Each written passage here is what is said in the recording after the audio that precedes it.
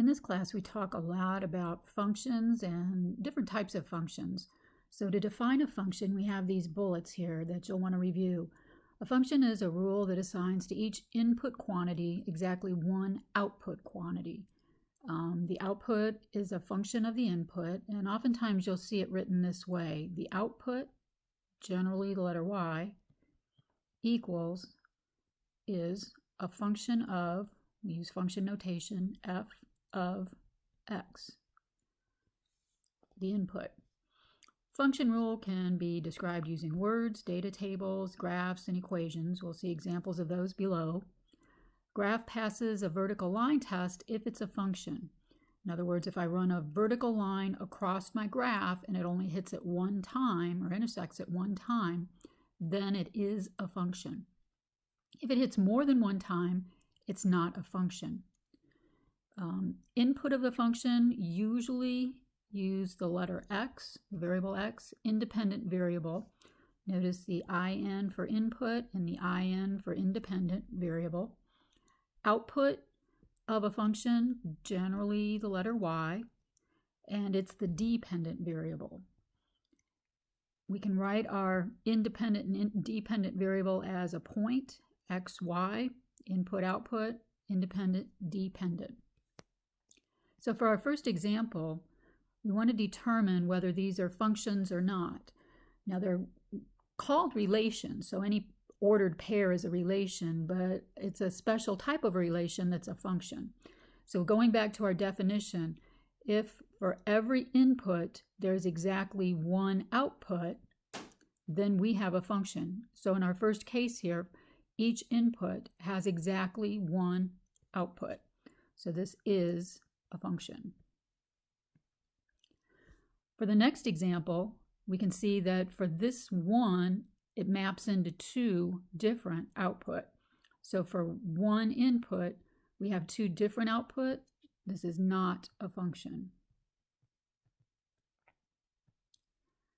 And for this one, for each input, there is one output.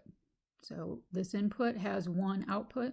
This input has one output. Now they can have the same output, that's fine. It's just you can't have this situation where one input has two different output. So for this one, it is a function. So another way to look at this is in terms of points. So 1, 6, x is 1, y is 6, or 2, 6, or 3, 6. As long as that input variable is different, we're good. Notice here, I'd be writing down 1, 6, and then 1, 7, and we'd have the same input variable, not a function. For the last three examples, we're going to use the vertical line test to determine whether they're functions or not. So if I take a vertical line and run it across this picture, so for example, right here, if I take a vertical line and run it down it, notice I'm going to hit this function in a whole bunch of different places. Or it's not a function. I'm going to hit this graph in a whole lot of different places. So this is not a function.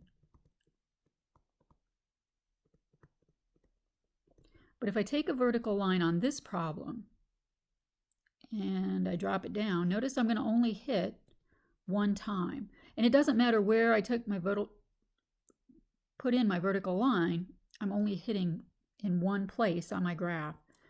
So this is a function. This next example, if I drop a vertical line down, notice I hit in two spots. So not a function.